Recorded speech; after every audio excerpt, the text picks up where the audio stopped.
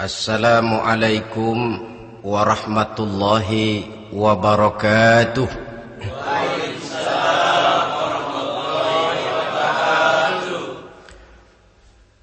Alhamdulillahi rabbil alamin. Wassalatu wassalamu ala ashrafil anbiya'i wal mursalin Sayyidina wa maulana Muhammadin wa ala alihi wa ashabihil mujahidin at-tahirin, amma ba'd. Saudara hadirin kaum muslimin rahimakumullah. Dalam kehidupan sehari-hari kita selalu berhadapan dengan dua hal yang berlawanan, dengan dua hal yang kontroversial kata orang sekarang, yang kita diharuskan memilih satu di antara kedua hal itu. Sejak kita bangun tidur sampai kita tidur lagi, selalu kita hadapi dua persoalan itu, yang benar dan yang salah, yang hak dan yang batil, yang pantas dan yang tercela, yang ma'ruf dan yang munkar. Persis seperti sebaik lagu yang lagi ngepop dan banyak dinyanyikan anak sekarang, madu di tangan kananmu katanya, racun di tangan kirimu. Tapi saya fikir-fikir, bagaimanapun kalau cuma sekedar madu di tangan kanan, racun di tangan kiri, adresnya jelas. Yang repot kalau kita sudah tidak tahu lagi mana yang madu, mana yang racun. Lebih celaka lagi di zaman sekarang, banyak racun mereknya madu. Kita terpedaya, kita terpesona, kita terpukau oleh racun yang bermerek madu ini. Kita minum dia, yang akibatnya rawan di dalam kehidupan kita. Sangat banyak racun-racun yang terpancang di sepanjang perjalanan hidup kita ini. Dan dua di antara racun kehidupan itu akan kita bicarakan pada pertemuan kali ini, yakni arak dan judi, minuman keras dan judi.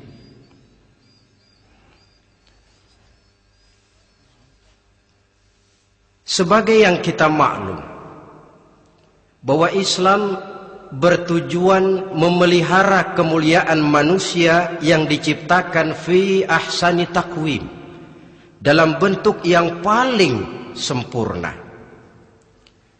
Arak atau minuman keras jelas merupakan hal yang merusak dari berbagai aspek kehidupan. Entah kesehatan tubuh, entah pertumbuhan akal, ketentraman rumah tangga, ketentraman masyarakat, bangsa dan negara. Cobalah sejenak kita adakan penyelidikan. Kalau masuk kita ke dalam penjara, melihat sel-sel di sana, berapa banyak yang mendekam di sel karena urusan minuman keras. Masuk kita ke rumah sakit, berapa banyak yang dirawat akibat minuman keras, akibat stres yang dialaminya. Berapa banyak rumah tangga berantakan, berapa banyak pembunuhan terjadi, pemerkosaan terjadi akibat daripada minuman keras ini. Yang paling ironi kalau dia sudah menyerang anak-anak muda kita. Padahal kita tahu remaja, pemuda adalah bentuk miniatur daripada kehidupan suatu bangsa. Akan bagaimana warna Indonesia 20, 30, 40 tahun yang akan datang, remaja dan pemuda kita jawabannya. Bahkan dari segi agama pun akan bagaimana warna Islam di Indonesia 20, 30 tahun yang akan datang, remaja itu pula jawabannya. Karena itu tidak terlalu berlebihan kalau saya berkata bahwa untuk menghancurkan Islam di Indonesia ini tidak perlu menghancurkan pondok pesantren, tidak perlu menutup masjid, melarang pengajian, menyegel musola, tidak perlu. Untuk menghancurkan Islam di Indonesia cukup dengan meracuni remaja, pemuda-pemudi Islam di Indonesia. Kalau mereka sudah diracuni, dijauhkan dari agamanya, masalahnya tinggal menunggu pergantian generasi. Maka yang jadi pilot proyek jelas remaja, pemuda, termasuk dengan menanamkan pengaruh minuman keras. Ditanamkan ke tengah remaja kita ini untuk jauh dari tuntunan agama.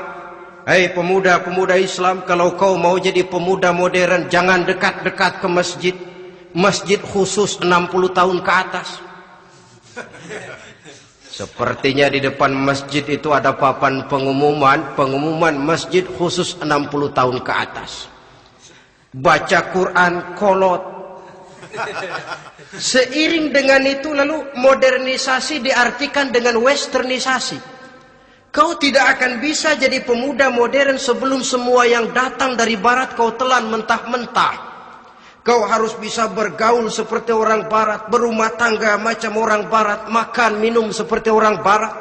Kalau nyanyi lagu barat yang orang lain gak ngerti, kamu juga gak tahu.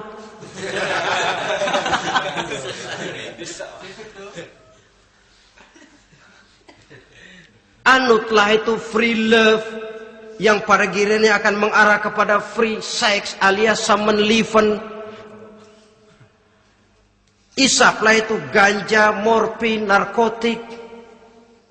Jikalau sudah terlena kita dengan itu, maka kehancuran suatu bangsa sesungguhnya sudah dimulai. Penyakit minuman keras ini bukan cuma penyakit zaman ini. Masyarakat yang dihadapi oleh Rasulullah Sallallahu Alaihi Wasallam 14 abad yang lalu juga masyarakat yang kemaruk dengan minuman keras. Arab jahiliyah kalau sudah minum arak mabuk, tidak cuma minum, dia mandi pakai arak. Sistem pendidikan yang disampaikan Islam bijaksana. Mula-mula diberikan gambaran bahwa arak itu walaupun ada manfaatnya tapi ada bahayanya, dan bahayanya jauh lebih besar daripada manfaatnya.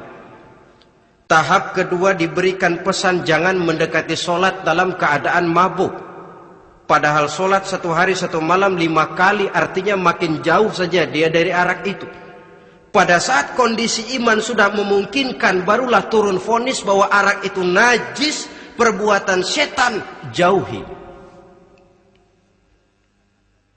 Yang ironi yang saya katakan tadi, racun mereknya madu. Kadang-kadang kita dibuai dengan iklan yang tidak mendidik. Saya pernah lihat ada iklan misalnya, Anda ingin modern, majulah bersama minuman ini. Atau minuman ini lambang pergaulan dunia yang maju. Modern diukur dari minuman. Yang jadi korban akhirnya remaja dan pemuda-pemudi kita. Saya teringat satu analisa dari Rasulullah Sallallahu Alaihi Wasallam. Beliau bersabda, Inna min asyratis sa'ah, sesungguhnya di antara tanda-tanda kiamat. Apa kiamat itu? Dalam arti yang umum, kiamat itu saat dimana alam ini hancur, bumi gempa, air laut tumpah ke darat, gunung meletus, planet-planet bertabrakan, lalu semua yang bernama hidup mati. Itu kiamat beneran. Saya nggak mau cerita kiamat beneran, sebab saya sendiri nggak kepengen ngalamin. Yang sering kita ngalami ini kiamat kecil-kecilan, kiamat mini. Apa kiamat mini itu? Hancurnya sendi-sendi kehidupan sosial. Maksiat merajalela, munkarat menjadi-jadi. Yang ma'ruf dianggap munkar, yang munkar malah menjadi ma'ruf. Yang salah disanjung-sanjung, yang benar dicaci maki. Tuntunan dianggap tontonan, tontonan malah jadi tuntunan. Kan kiamat kalau sudah begitu. Penjungkiran nilai. Kenapa hal semacam ini bisa terjadi? Penyebabnya kata Nabi, pertama ayyurfa'al ilmu. Ilmu diangkat oleh Allah. Bagaimana cara Allah mengangkat ilmu dan apa maksudnya itu? Allah mengangkat ilmu itu, saudara, caranya pertama dengan mewafatkan ulama.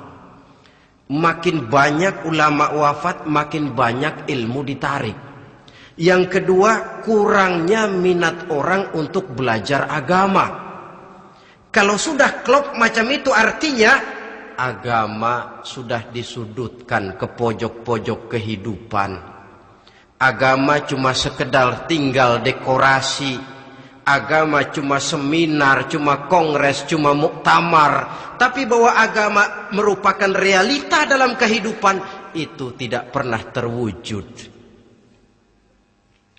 Kalau ulama sudah tiada, minat orang belajar agama berkurang, maka ajaran Allah tidak lagi didengungkan orang. Dikala itu wa yudharal jahlu, akan muncullah kebodohan, nampak kebodohan di mana-mana.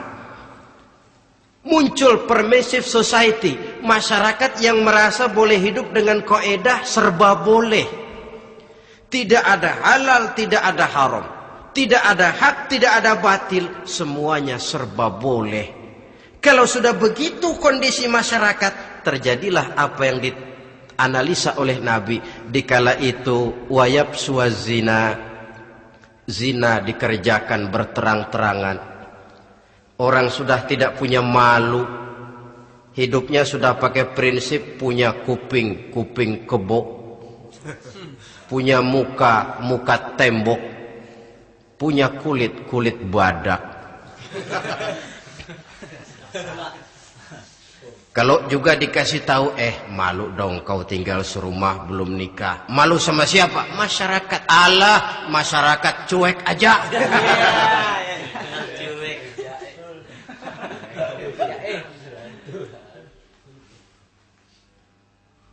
Bukankah realita kalau kita ikuti surat-surat kabar, berapa banyak sudah gadis-gadis bergelimpangan jadi korban? Berapa banyak bayi-bayi yang lahir ke alam ini tanpa harus tahu kemana dia mesti manggil bapak, yang akhirnya mengalami ketrakisan, dimasukkan ke dalam kantong plastik, dibuang ke tempat sampah. Kalau itu sudah terwujud, muncul efek negatif yang kedua, wa yushrabal khamr, arak, minuman keras jadi kebanggaan. Anak muda belum nyohor kalau belum bisa mabuk. Yang enggak mabuk dianggap kolot. Kampungan loh. Bikin malu baru kena segelas saja udah miring. Cengeng. Temen kita hebat sampai nyungsep di got. Yang nyungsep hebat. Ya, kalau cuma yang hancur kehidupan pribadi. Tapi kalau sudah menyangkut masa depan, yang berarti masa depan suatu generasi adalah merupakan masa depan daripada suatu bangsa. Begitu kerasnya Islam ini melarang minuman keras, sampai bukan cuma sekedar meminumnya saja yang diharamkan, tetapi juga dilarang mengimportnya, memproduksinya, membuka warung yang menjual minuman keras, atau bekerja di tempat penjualan minuman keras. Ada juga yang nyerempet-nyerempet, Pak, kalau sedikit kan nggak apa-apa, nggak mabuk ini. Nah, saya ingatkan hadis Nabi diriwayatkan oleh Imam Ahmad, Abu Daud dan Turmuzi. Nabi bersabda, "Ma askara kathiruhu faqaliluhu haramun." Apa yang banyaknya menyebabkan mabuk, sedikitnya pun tetap haram hukumnya. Memang barangkali mungkin ada manfaatnya, tetapi bahayanya jelas lebih besar ketimbang manfaat yang bisa timbul daripada jenis minuman keras itu sendiri. Dalam hadis lain Nabi pesankan, "Man kana yu'minu billahi wal yaumil akhir fala yaq'udu ala ma'idatin taduru 'alaiha al-khamru. Siapa yang beriman kepada Allah dan beriman kepada hari akhirat, jangan dia duduk di dalam satu pertemuan yang di dalam pertemuan itu diedarkan minuman keras. Masuk ke dalam lingkungan macam itu saja tidak diperkenankan. Kenapa? Asyariku fi syarri syarrun. Bersekutu dengan kejahatan, jahat juga hukumnya. Semalam kamu mabuk ya? Enggak, temen. Saya cuma ngebeliin aja kok. Apalagi ngebeliin.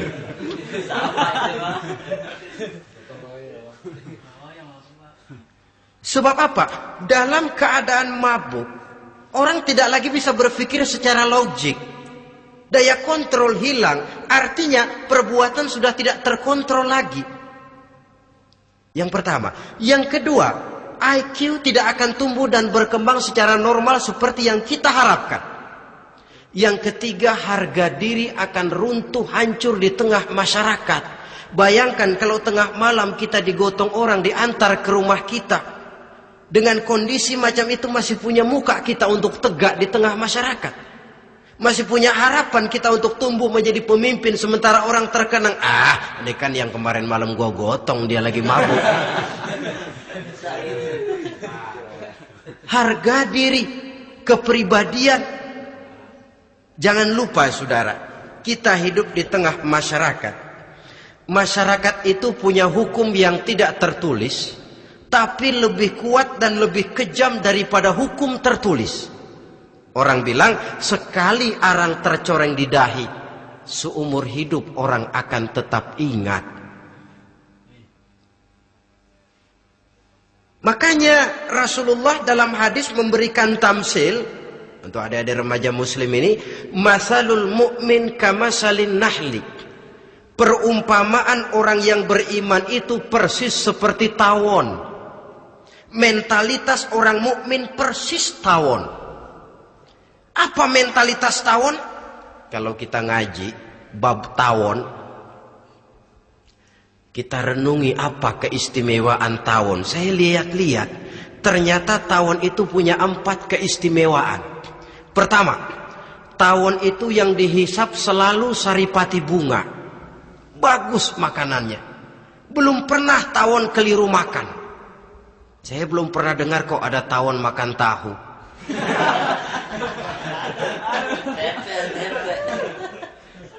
Yang dimakan selalu saripati bunga. Artinya apa? Orang mukmin perutnya itu perut selektif. Yang dimakan yang baik-baik, yang diminum yang baik-baik. Yang baik menurut agama itu adalah yang halal, thayyibat. Perutnya selektif, bukan perut asbak.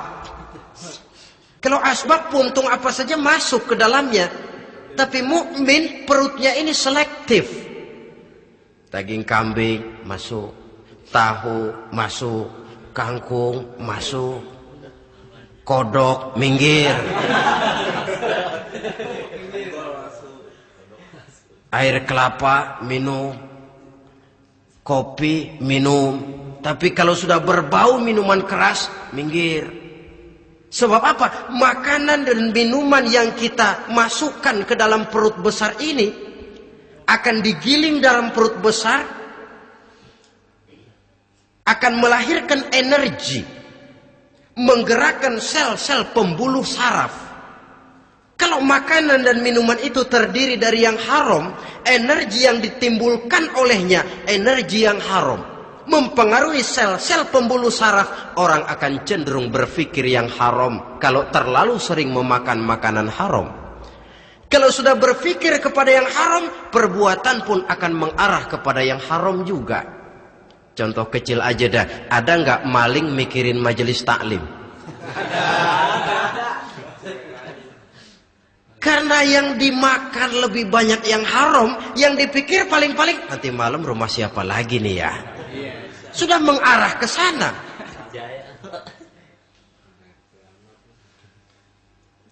Saripati bunga yang dimakan tawon itu. Lalu tawon yang kedua saya lihat yang dikeluarkan selalu madu.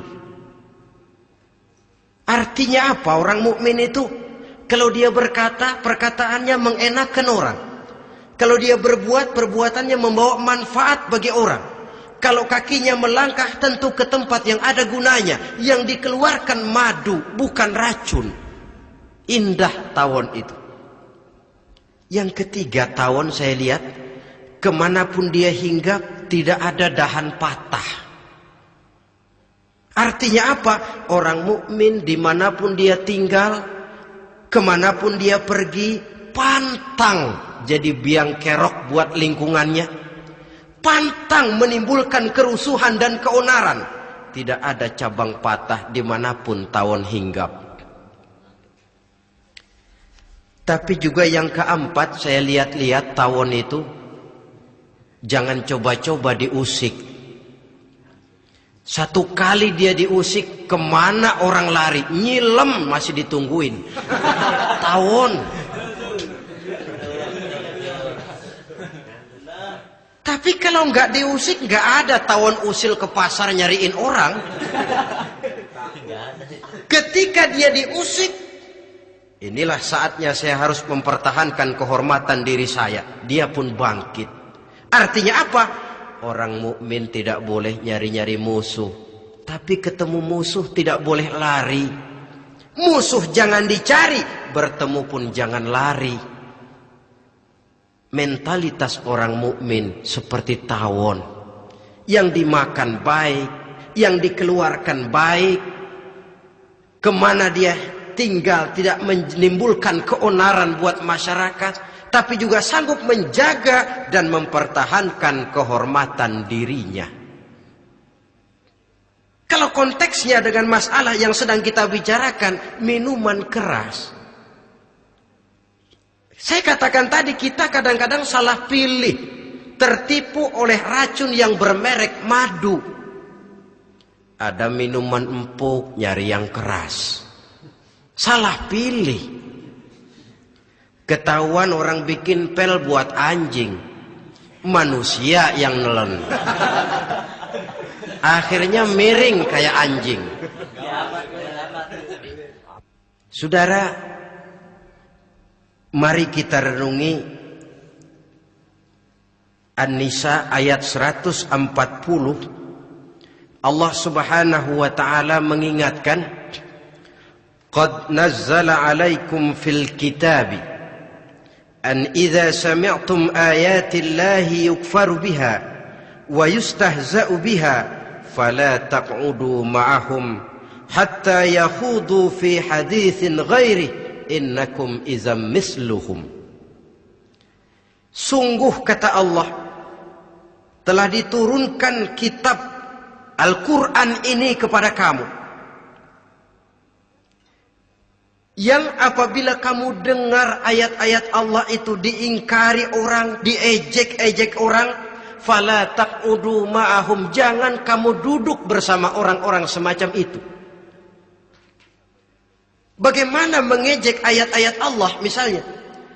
Tahu kalau minuman keras itu diharamkan, tapi masih minum juga, itu kan mengejek ayat namanya. Duduk di majelis semacam itu dilarang oleh Quran. Kenapa? Innakum izam misluhum. Kalau kamu juga duduk di majelis semacam itu, kau dan mereka sama saja, kata Quran. Sama saja. Tahu kalau minuman yang memabukkan itu diharamkan agama, tapi diminumnya juga mengejek ayat Allah. Duduk di tengah kelompok mereka berarti ikut mengejek ayat Allah. Dekat saja pun jangan, entahlah lagi sampai meminumnya. Maaf, bukankah Allah menurunkan Al-Quran kepada manusia, kata Imam Al-Ghazali, persis, maaflah, seperti gubernur berkirim surat kepada Pak Lurah. Dalam suratnya Pak Gubernur bilang, Pak Lurah, tolong carikan tanah di daerah Kebayoran untuk sekolah 6.000 meter. Pak Lurah dapat surat dari Pak Gubernur, bangga bukan main. Itu surat sore, pagi, siang, malam dibaca. Ditaruh di tempat yang tinggi. Diberikan minyak wangi, mau diambil, dicium dulu. Dibawa dengan penuh hormat dan hati-hati. tapi tanah yang dipesan Pak Gubernur tidak dicari-cariin. Penghargaan macam apa ini? Nanti gubernur cek, Pak Lurah, siapa? Sudah terima surat saya? Sudah Pak, sudah. Bagus. Lalu bagaimana? Aduh Pak, surat Bapak sore pagi siang malam saya baca. Bagus. Apalagi Lurah? Surat Bapak saya taruh di tempat yang tinggi Pak. Saya pakaiin minyak wangi. Mau saya ambil, saya cium dulu. Saya bawa dengan penuh hormat dan hati-hati. Bagus Lurah, kau memang hormat sama atasan. Cuman Lurah, tanahnya udah dicariin belum? Nah yang itu belum tuh Pak. Belum. Kata gubernur, bagus Lurah, besok berhenti lo ya.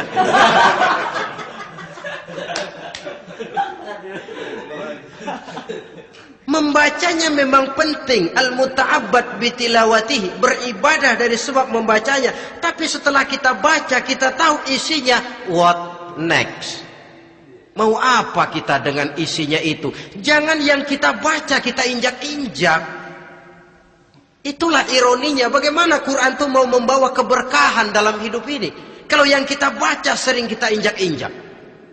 Dalam kehidupan kita baca ayat, wa ahallallahu al-bai'a wa harramar riba. Allah halalkan jual beli, Allah haramkan riba, tapi renten ditelan terus.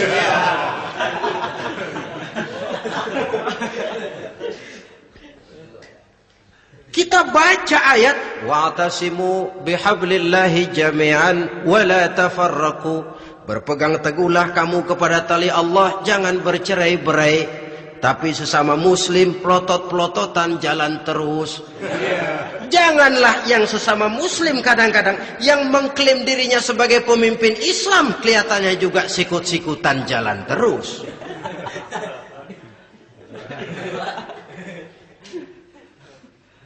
Sehingga tidak heran kalau orang bilang di bawah ngamalin ayat kursi sudah sampai di atas ayat hilang, tinggal kursi saja yang diamalin. Ironi dan menyedihkan.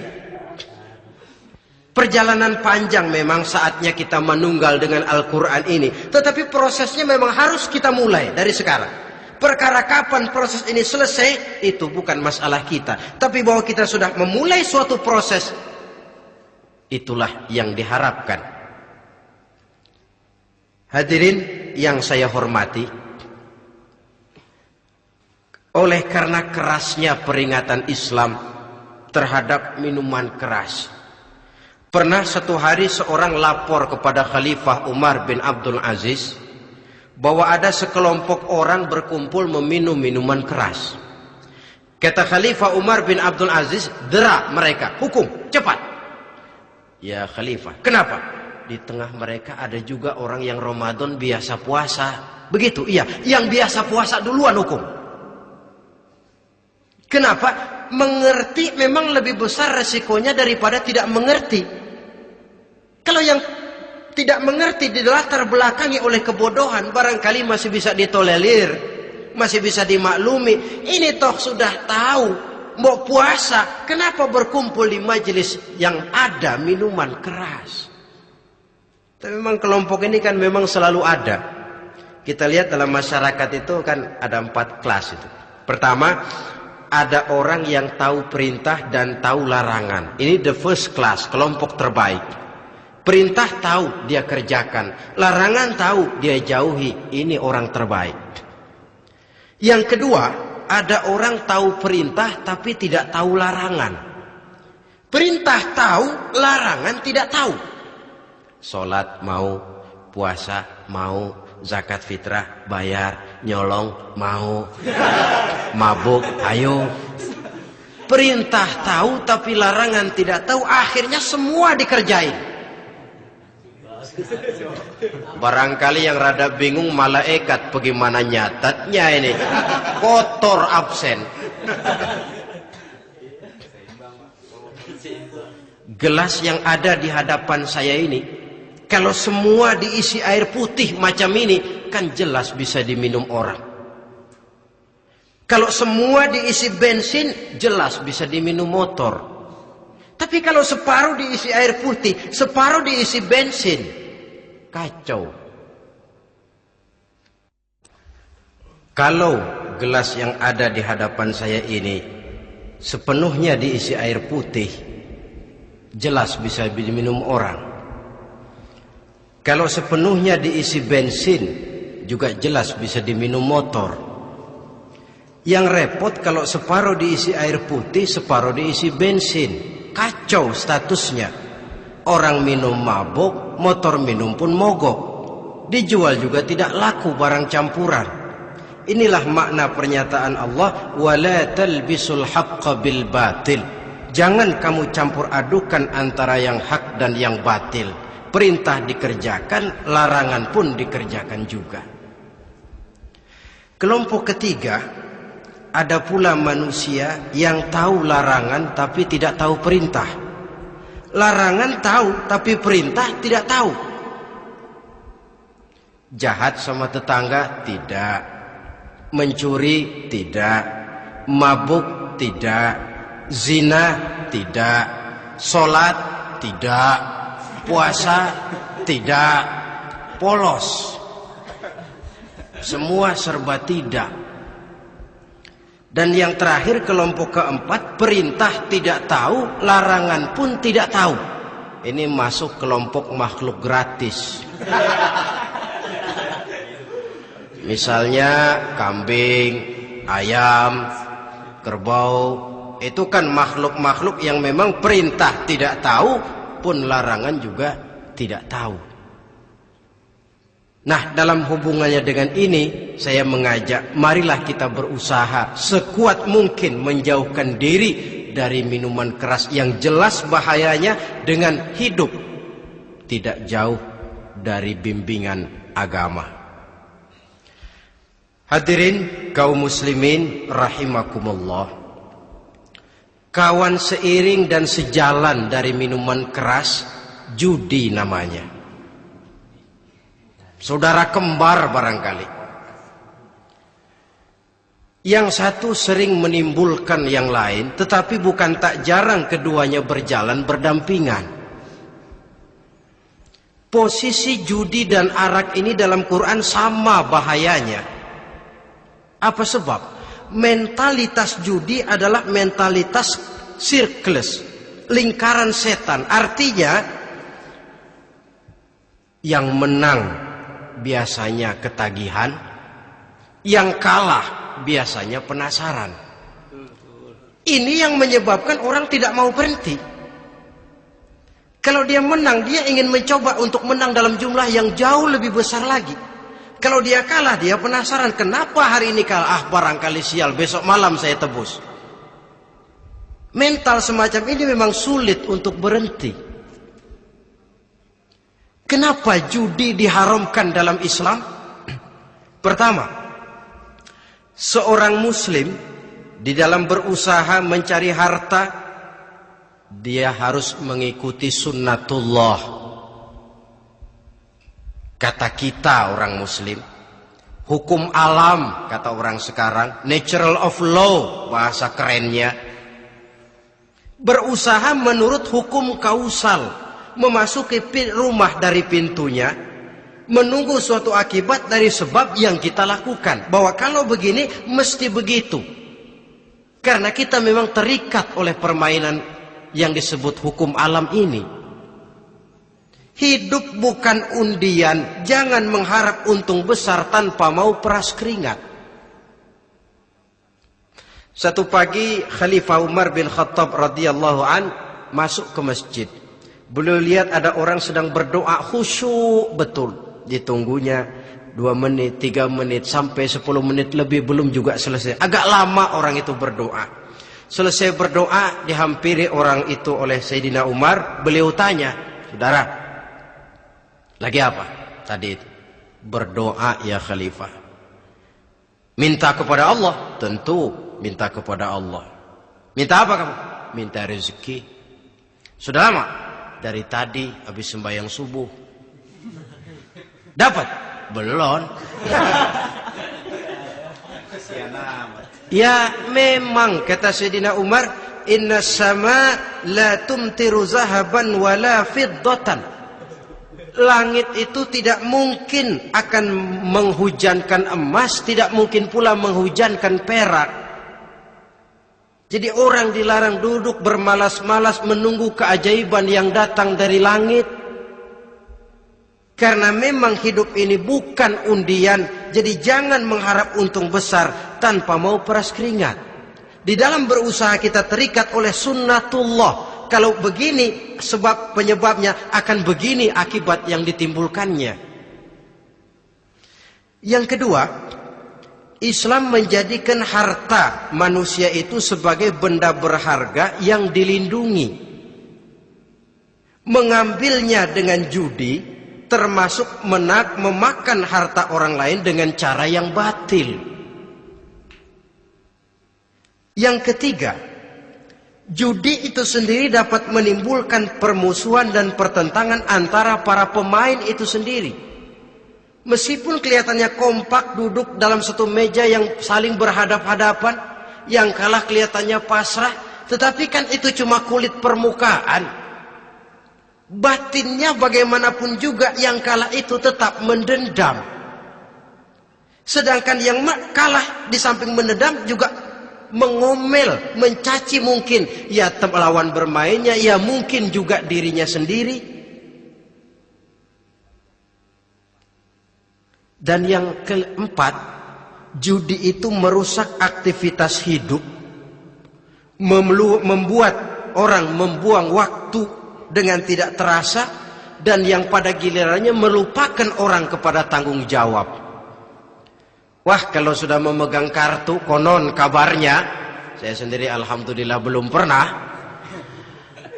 lupalah orang anak, lupalah orang kepada istri, lupalah orang kepada tanggung jawab. Waktu pun berlalu tanpa terasa. Apalagi kalau sudah diiming-iming oleh gambaran akan memperoleh keuntungan yang besar. Termasuk di dalam judi itu undian, apapun namanya. Yang usaha ke arah ini seharusnya tidak dipermudah, walaupun dengan embel-embel dana kemanusiaan, sumbangan sosial. Saya tidak begitu yakin, saudara, bahwa bangsa Indonesia ini sudah begitu menipis rasa kemanusiaannya, sehingga untuk berlaku sosial mesti diimbangi dengan hadiah sekian juta rupiah. Saya tidak percaya bahwa umat Islam di Indonesia sudah begitu tipis rasa kasih sayangnya kepada sesama, sehingga sulit mengeluarkan bantuan kalau tidak diimbangi dengan hadiah yang sekian puluh juta rupiah. Yang saya khawatir apa? Pada gilirannya di negeri ini akan makin banyak penghayal-penghayal kelas berat, tukang-tukang lamun kelas tinggi, yang hidup cuma ngumpulin jikalau. Jikalau, andai kata, umpama misalnya, orang sudah kemana-mana kita masih menghitung jikalau.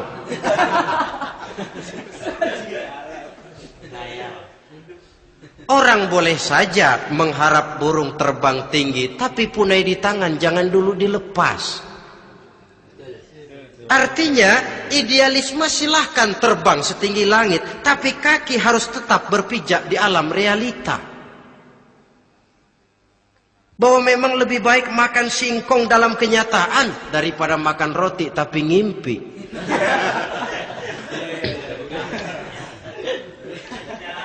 Kadang anaknya menangis, Pak minta jajan, ada uang 200 rupiah. Sudahlah sabar, kau jangan jajan, nanti bapak beliin kalau tembus 100 juta nih. Akhirnya yang 100 juta tidak, anak pun kelaparan. Bukankah akan jadi masalah bagi semuanya? Belum lagi rasa sayang kepada harta yang sudah dia miliki, entah itu tanah, rumah, kendaraan. Kalau sudah kadangkala di meja judi, hilang rasa sayang kepada benda itu. Ada rumah-rumahnya dilelang, ada kendaraan-kendaraan jadi taruhan, ada jam tangan pun copot tanpa terasa. Maka berapa banyak rumah tangga berantakan, istri minta cerai, orang jadi nekat merampok, orang jadi nekat mencuri, korupsi kalau dia pejabat. Akibat apa ini? pengaruh yang namanya judi. Saudara kaum muslimin, ma'asyiral muslimin rahimakumullah. Itu sebabnya di dalam surah Al-Maidah ayat 90 Allah menekankan, innamal khamru wal maisir wal ansabu wal azlam rijsun min amali syaitan fajtanibuhu la'allakum tuflihun. Sesungguhnya arak, judi, berhala, mengundi nasib itu rijsun. Ya Allah, jarang benar Quran menggunakan kalimat rijsun. Rijsun ini sudah merupakan puncak kekotoran. Bapak moyangnya najis, itu rijsun. Rijsun, kotor. Sudah kotor ditambah pula min amali syaitan, pekerjaan setan. Fajtanibuhu, jauhi. Jangan sampai main, dekat saja tidak boleh, jauhi. La'allakum tuflihun, jikalau kamu mau menjadi orang-orang yang beruntung. Sejarah tidak pernah mencatat ada orang jadi miliuner karena judi. Sejak David Rockefeller sampai Aristotle Onassis, orang-orang kaya top di dunia, mereka kaya bukan karena judi, tapi karena kemauan peras keringat, banting tulang, mau memulai sesuatu dari kenyataan yang real di depan mata. Sebab apa? Hidup ini memang perjuangan. Janganlah kita ingin hidup dengan satu prestasi, ingin tetap hidup seperti apa adanya sekarang ini saja, toh kita harus berjuang. Apalagi ingin hidup lebih baik, lebih terhormat, lebih mudah. Hidup perjuangan. Perjuangan berarti pengorbanan. Berani hidup artinya berani berjuang. Berani berjuang maksudnya rela berkorban. Takut berkorban, jangan berjuang. Tidak mau berjuang, berhenti hidup. Itu logika. Dan bagaimanapun saya yakin lebih baik berkorban daripada menjadi korban. Kalau sekarang kita berkorban, peras keringat, banting tulang, berusaha secara sunnatullah untuk menghidupi anak, istri, keluarga, pada satu saat kita tidak akan menjadi korban kebrutalan anak-anak kita sendiri kalau mereka dibesarkan dan tumbuh berkembang oleh hasil yang diperoleh dari meja judi. Ayat 91 Al-Maidah ini lebih memperkuat lagi. Kalau itu arak, judi, berhala, mengundi nasib adalah perbuatan setan, sebenarnya setan mau apa sih? Ayat 91 menegaskan, innama yuridu syaitanu ayyuqi'a bainakumul adawata wal baghdha'a fil khamri wal maisir. Yang dimaui setan itu tidak lain supaya dengan arak dan dengan judi timbul rasa permusuhan, sikap memusuhi, saling marah di antara kamu. Coba, biasanya dalam meja judi sudah loyo, waktu juga sudah berlarut-larut. Yang menang mau berhenti, apa yang kata yang kalah? Berhenti dah, gue wacok loh. Enak bener, gue lagi kalah, lo berhenti. Coba, kira-kira kapan akan selesai permainan? Akan timbul permusuhan, akan timbul rasa dendam kesumat yang ditanamkan oleh setan. Karena memang baik arak, baik judi, baik berhala, baik mengundi nasib, itu semua permainan-permainan setan yang diberikan kepada kita untuk kita ikut andil bermain di dalamnya. Tatkala kita ikut terkena jerat setan, tertawalah mereka. Kenapa? Oh, makin banyak teman saya di neraka. Maaf, setan itu kan sudah tahu vonisnya. Ketika dulu dedengkotnya yang namanya iblis terusir dari surga, itu bikin semacam perjanjian dengan Allah. Tuhan, kenapa iblis? Gara-gara Adam saya terusir dari surga. Maka sejak saat ini Adam dan seluruh keturunannya adalah musuh bebuyutan saya. Saya akan gelincirkan mereka dari jalan. Silahkan iblis, goda mereka. Tapi kau tidak akan mungkin bisa menggoda mereka kalau hamba-hambaku itu menjadi hamba yang ikhlas. Hanya hambaku yang ikhlas yang tidak mungkin kamu goda. Yang lain barangkali bisa. Sejak saat itulah iblis memproklamirkan permusuhan. Dan dia sudah tahu betul vonisnya neraka. Tugas dia sekarang bagaimana mengumpulkan teman sebanyak-banyaknya ke dalam neraka. Hamba Allah saja yang tidak tergelincir kepada minuman keras dan judi. Hamba Allah yang ikhlas itu bagaimana? Yang ikhlas menjadi hamba Allah dalam arti kata dan perbuatannya memang mencerminkan bahwa dia hamba Allah. Maaf, di zaman sekarang ini kan banyak orang cuma berkata saya hamba Allah mulutnya, tapi perbuatannya membuktikan dia hamba setan, hamba dunia, hamba harta, budak jabatan, budak nafsu. Tidak sesuai antara ucapan dan perbuatan. Sebab itu kata-kata hamba Allah kalau keluar dari mulut manusia itu murah. Soalnya ngaku siapapun bisa.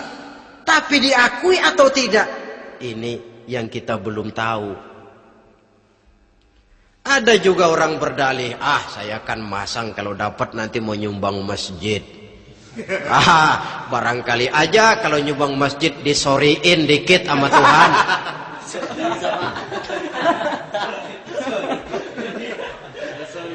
Apa bisa begitu? Saudara, kita tidak mungkin mencuci kain dengan air najis. Innallaha thayyibun, kata Nabi, la yaqbalu illa thayyiba. Allah itu baik dan hanya menerima yang baik. Bahwa dalam Islam tujuan yang baik harus dicapai dengan prosedur yang baik. Bahwa niat menyumbang masjid bagus, tapi hasil daripada judi atau undian tidak akan menyampaikan kita kepada tujuan itu. Tidak boleh mencuri kain walaupun niatnya untuk sholat. Kalau nyolong kain niatnya buat sembayang, dimaafin kali. Walaupun sholatnya sah, mencuri kainnya tetap saja dosa. Islam tidak menghalalkan segala cara untuk mencapai suatu tujuan. Bahwa tujuan yang baik harus dicapai dengan cara yang baik juga.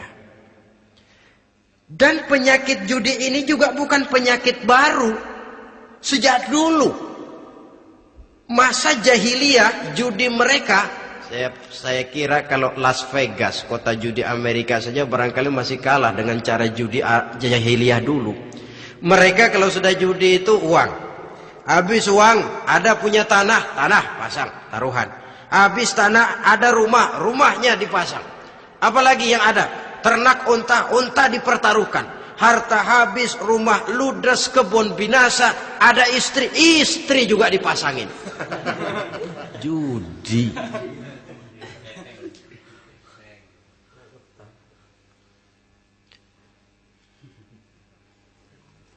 Kita sebagai muslim oleh Al-Quran dijelaskan orang yang mempunyai dua tujuan hidup. Pertama tujuan jangka pendek, yang kedua tujuan jangka panjang. Tujuan jangka pendek dunia dan seluruh isinya. Tujuan jangka panjang adalah akhirat dan ridho Allah. Ini yang terpantul dalam doa setiap kita. Rabbana atina fid dunya hasanah wa fil akhirati hasanah. Tercapai tujuan jangka pendek fid dunya hasanah dan tujuan jangka panjang wa fil akhirati hasanah. Untuk mencapai tujuan jangka pendek merangkul dunia dan seluruh isinya, Apa yang jadi modal utama? Pertama, pendidikan. Makin tinggi jenjang karier pendidikan yang kita tempuh, rasa-rasanya makin mudah menjangkau dunia dan isinya. Yang kedua, pengalaman. Tenaga-tenaga expert masih tetap diperlukan. Makin banyak pengalaman, makin mudah menjangkau dunia. Yang ketiga, dan ini ada tapi tidak bisa dijadikan pegangan, faktor nasib. Faktor kebetulan. Ada, tapi tidak bisa dijadikan pegangan mutlak. Pendidikan, pengalaman. Ingin menjangkau fid dunia hasanah. Ini modal utama. Lalu untuk mencapai fil akhirati hasanah, prestasi ibadah. Bagaimanapun tinggi pangkat dan jabatan kita, bagaimanapun banyak gelar kita sandang, tanpa prestasi ibadah, nol besar kita dalam pandangan Allah. Itu sebabnya kita sholat. Jadi tidak beralasan kalau orang ditanya, kenapa sih kamu nggak sholat? Ah, tetangga saya sholat melarat terus. Memang sholat itu bukan untuk mencari uang kok. Kalau ada orang yang rajin sholat, rezekinya kelihatan lancar, itu cuma sekedar persekot. Uang muka, cashnya tetap di akhirat nanti. Efeknya apa? Karena kita punya tujuan jangka panjang, mengharap ridho Allah di akhirat. Cara kita mencapai tujuan jangka pendek dibatasi oleh pertanyaan, Allah ridho apa enggak? Kita cari uang, tapi pertanyaan pokok, Allah ridho enggak cara ini? Kita mengejar kedudukan, tapi Allah ridho enggak dengan cara ini? Ini yang menyebabkan kita lantas tidak lalu menghalalkan segala cara. Yang penting tujuan tercapai cara apapun halal. PKI. Kan cuma PKI yang berprinsip asal tujuan tercapai cara apapun halal. Dan kita sudah sepakat PKI dan seluruh ajarannya tidak berhak hidup di bumi Pancasila ini. Cuma jangan sekedar PKI-nya dikutuk tapi ajarannya dipakai.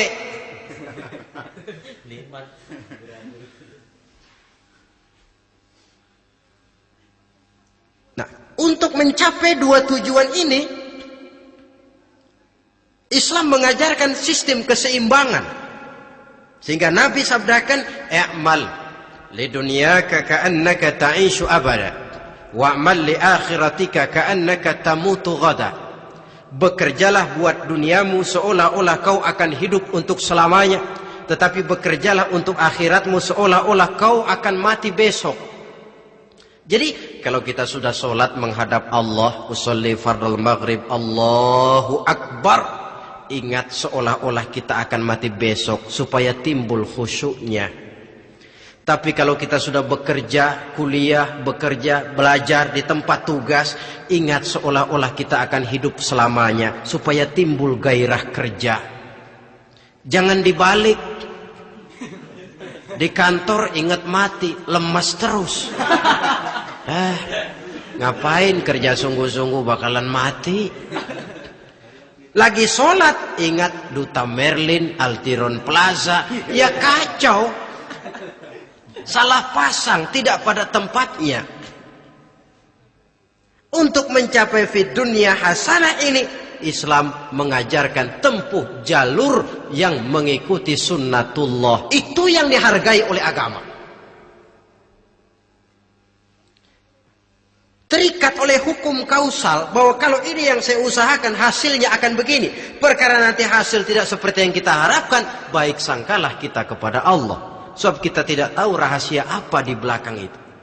Kadang orang mengeluh, habis saya rajin sholat tapi rezeki seret, berhenti aja dah. Kita tidak tahu rahasia di belakang itu. Pernah hadirin, satu hari seorang petani, dia selesai bekerja di ladang, istirahat. Dia tidur di bawah sebuah pohon beringin. Di sebelah pohon beringin itu ada pohon labu. Dia berpikir, Kalau saya lihat-lihat Tuhan nggak adil katanya. Masa pohon beringin pohonnya besar, buahnya kecil. Pohon labu pohonnya kecil, buahnya gede. Tuhan bukan arsitek ulung ini.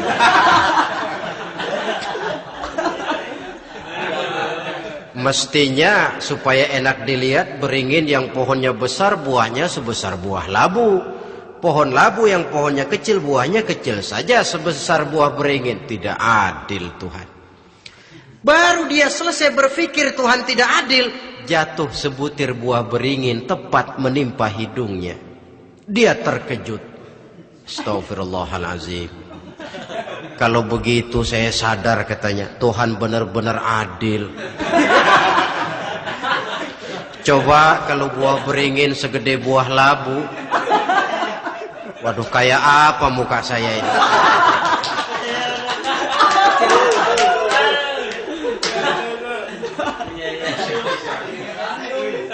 Baru terbuka pandangan matanya setelah berhadapan dengan kenyataan. Baru keluar respek. Allah benar-benar adil. Padahal semenit yang lalu dia masih berkata, Tuhan bukan arsitek ulung. Tapi semenit kemudian setelah berhadapan dengan kenyataan yang real dia hadapi, wah, Allah benar-benar adil.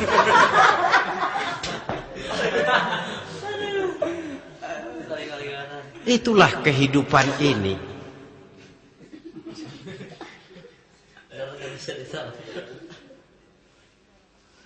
Saudara hadirin yang saya hormati, karena itu baik arak, baik judi, dua-duanya merupakan bahaya laten yang tidak hanya mengancam kehidupan agama, tetapi juga masyarakat, bangsa dan negara, apalagi kalau sudah jatuh kepada generasi penerus. Dan yang bagaimanapun juga saya berpikir sebenarnya remaja, pemuda, pemudi kita cuma korban dari suatu sistem. Sebab ini merupakan tanggung jawab bersama. Ulama mubalik macam saya paling wewenangnya cuma ngomong. Yang punya SK untuk memberhentikan pabrik minuman keras itu kan Menteri Perindustrian. Tangan-tangan eksekutif. Sehingga kalau Nabi katakan, Man ra'a minkum munkaran falyughayyir biyadihi wa illam yastati' fa bilisanih wa illam yastati' fa biqalbi. Apabila salah seorang kamu melihat suatu kemunkaran, termasuk minuman keras dan judi di dalamnya, rubah itu. Dengan cara apa? Kalau kau mampu dengan tangan, artinya power, kekuatan. Kalau dengan tangan tidak mampu, wah, ini orang kalau gue pukul gue yang melintir nih. Umpamanya, fabilisani, dengan lidah ngomong. Mas, saya senang sampean tinggal di sini, kampung kami tambah warga, tapi tolonglah jangan bawa pengaruh yang tidak baik. Kalau ternyata bicara pun tidak berani, fabiqalbi, cukup dalam hati, sekurang-kurangnya tidak ikut membenci kemungkaran dalam hati. Itulah kadar iman yang paling lemah. Ini secara umum. Tapi kalau hadis ini kita mau adakan semacam, katakan description of job, bahasa kerennya, kita adakan pembagian tugas. Siapa yang harus merombak kemungkaran dengan power? Penguasa, pemerintah, sebab dia punya aparat. Siapa yang merombak kemungkaran dengan lidah? Ulama, kiai, mubalik, ngomong. Siapa yang hanya merubah kemungkaran dalam hati? Kita umumnya rakyat lemah ini, yang mau ngomong gak berani tapi hati pegel. Nah, kalau sudah ada pembagian tugas semacam itu, insya Allah masing-masing akan berjalan pada relnya. Dan pada akhirnya selamatlah kita, bangsa Indonesia, umat Islam pada khususnya, dari bahaya, baik bahaya minuman keras maupun bahaya judi.